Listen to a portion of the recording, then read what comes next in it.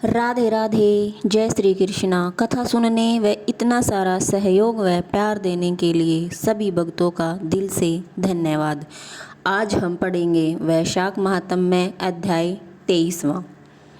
श्रुतदेव जी बोले, अब मैं इस पापनाशक महात्म्य का वर्णन करता हूँ। माधव मास में शुक्ल पक्ष की अक्षय तृतीया के दिन जो सूर्य उदय में प्रातःकाल स्नान करते हैं वह सभी पापों से छूटकर विष्णुलोक को जाते हैं, और जो देवता पितृश्वर और ऋषियों के निमित्त तर्पण करें उसे संपूर्ण वेद शास्त्र पढ़ लिए ऐसा माना जाता है। सब यज्ञ कर लिए और सो श्राद्ध कर लिए। जो मधुसूदन भगवान का पूजन कर अक्षय तृतीया के दिन कथा सुनते हैं वे मुक्ति जरूर पाते हैं।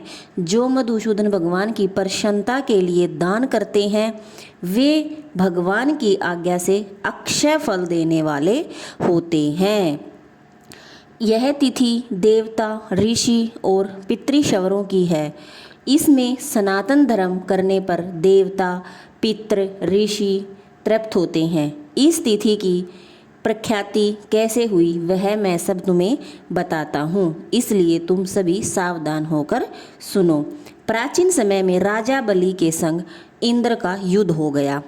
देवता और दानव का भी आपस में युद्ध हो गया। इंद्र पातालवासी बलि को जीतकर पृथ्वी पर आश्रम में गया। वहां जाकर उसकी मंदगामिनी गर्भिणी पत्नी को देखा, जिसकी कमर में सुवर्ण सूत्र में बद्ध कीकणी शोभा दे रही थी। उसके कंकणों की झनकार ने मदोमंत भ्रमर और कोकिलाओं के शब्दों को जीत लिया। अनेक प्रकार के वस्त्र धारण किए वह मधुर भाषिणी और मंद मंद हंस रही थी और बहुत ही शोभा पा रही थी। उसके कुंभ सुदर्श बहुत ही शोभा पा रहे थे। विकसित कमल के समान उसका मुख बहुत ही सुंदर था। नेत्र तो बस कहना ही क्या, केतकी के उदर के समान पीत और मनोहर गालों वाली परिश्रम से श्वास भरती हुई दिनाक्षी पर्णकुटी की और मुख किए हुए थी। उसे प्रयक पर शयन करती हुई देख इंद्र को मोह हो गया और वह बलपूर्वक उस गर्भिणी स्त्री से भोग करने लगा।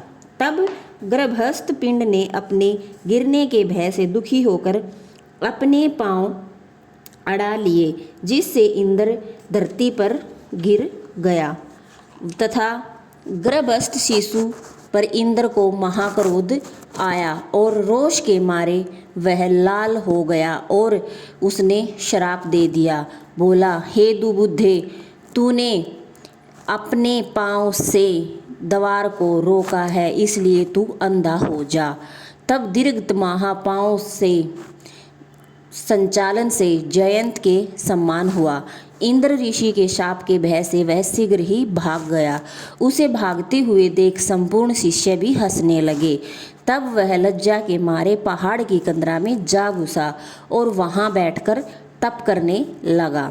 इंद्र लज्जा के मारे कंदरा में जा घुसा तो राजा बलि और उसके साथी दैत्यगण दूतों द्वारा भेद लगाकर उन पर आक्रमण करके अमरावतीपुरी को जीत लिया। देवताओं के राज्य को बलपूर्वक भोग करने लगे तो अग्नि आदि सब देवता अपने रक्षक को न देख बृहस्पति देवता के पास चले गए। स्वामी के बिना हमारे राज्य पर दैत्यों ने आक्रमण किया है। देवताओं ने ऐसा ब्रह्मा जी को कहा। ब्रह्मा जी बोले, हे विभो, बहुत दिन बीत गए, इंद्र क्यों नहीं आते हैं? हे महाराज, हमें बताओ, जहाँ इंद्र हो हम वहीं जाकर प्रार्थना करेंगे। इस प्रकार जब देवताओं ने पूछा तब बृहस्पति बोले, रसातल में बलि को जीतकर इंद्र उत्थित्य के आश्रम में गया है और वहाँ जा उत्थित्य की स्त्री से उन्होंने दुर्व्यवहार किया है। इस पर उसके शिष्यों ने उसकी बड़ी निंदा की है, इसलिए लज्जा के मारे वह स्वर्ग में नहीं आया, वह पर्वत की गुफा में बैठा हुआ है, वहीं पर शची सहित निवास कर रहा है और अपने किए हुए कर्म की चिंता कर रहा है। बृहस्पति के ऐसे वाक्यों को सुनकर अग्नि आदि सब देवता इंद्र को ढूंढने के लिए मेरु पर्वत पर पहुँचे। कंदरा में बैठे हुए इंद्र को देखकर वह प्रकाश करने वाले लोक विख्यात स्त्रोतों से उसे प्रसन्न करने लगे। हे इंद्र, हे सब देवताओं के स्वामी, तुमको नमस्कार है। तुम्हारे बिना हमको दैत्यों ने बड़ा क्लेश दिया है, जिससे हम स्थान भ्रष्ट होकर दुख के मारे जगह जगह घूम रहे हैं। अतः तुम चलकर शत्रुओं का दमन करो। ऐसी स्तुति सुन इंद्र गुफा से बाहर आया और शर्म के मारे नेत्र पृथ्वी पर लगाए हुए बैठ गया। दुख के मारे कंठ भी भर आया और उसके मुख से कुछ भी नहीं निकल रहा था। यह दशा देखकर बृहस्पति बोले, हे इंद्र, तू शंका क्यों करता है? संपूर्ण जगत कर्माधीन है। मान अपमान, सुख दुख, लाभ हानि, हार जीत तो होते जाते रहते हैं। प्राणी कर्मों के अनुसार ही तो चलते हैं। देवयोग से काल पाकर दुख अपने आप उपस्थित होता है। बुद्धिमान मनुष्य दुख में पड़कर चिंता नहीं करते और सुख से प्रसन्न नहीं होते, इसलिए तुमको यह दुख प्रारब्ध से ही मिला है। हे इंद्र, इस दुख को पाकर तू सोच मत कर। गुरु की बात सुनकर इंद्र ने कहा, हे महाभाव, पर स्त्री से दोष से मेरा बल, मंत्र शक्ति, शास्त्र शक्ति, विद्या शक्ति सब कुछ नष्ट हो गया है। इन सब को खोकर मैं यहाँ गुप्त रूप से निवास कर रहा हूँ। इंद्र की यह बात सुनकर बृहस्पति सहित सब आपस में उसको फिर बल देने का विचार करने लगे। तब बृहस्पति जी कहने लगे कि मधुसूदन भगवान के प्रिय मास वैशाख की सारी तिथियां बहुत पुण्य रूप हैं। इसमें शुक्ल पक्ष की अक्षय तृतीया का तो कहना ही क्या है। निसंदेह उसके सहस्त्रों पाप नष्ट हो जाते हैं जो इस तिथि में स्नान और दान करते हैं। अतएव अक्षय तृतीया के दिन बलि के बैरी इंद्र द्वारा स्नान दान आदि कराने चाहिए, जिससे उसका हित साधन हो, जिसके प्रताप से इंद्र में विद्या और मंत्र शक्ति आ जाए। देवताओं समेत बृहस्पति ने ऐसा विचार कर इंद्र से वैशाख के धर्म करवाए। अक्षय तृतीया के दिन भुक्ति और मुक्ति देने वाले धर्मों से पूर्व व्रत बल करवाए गए और इंद्र ने सभी कार्य और धर्म किए। इस कर्म से इंद्र अपने पाप कर्मों से इस प्रकार छूट गया जैसे चंद्रमा राहु से छूटता है, और वह देवताओं के मध्य पूर्ववर्त शोभा को प्राप्त हुआ।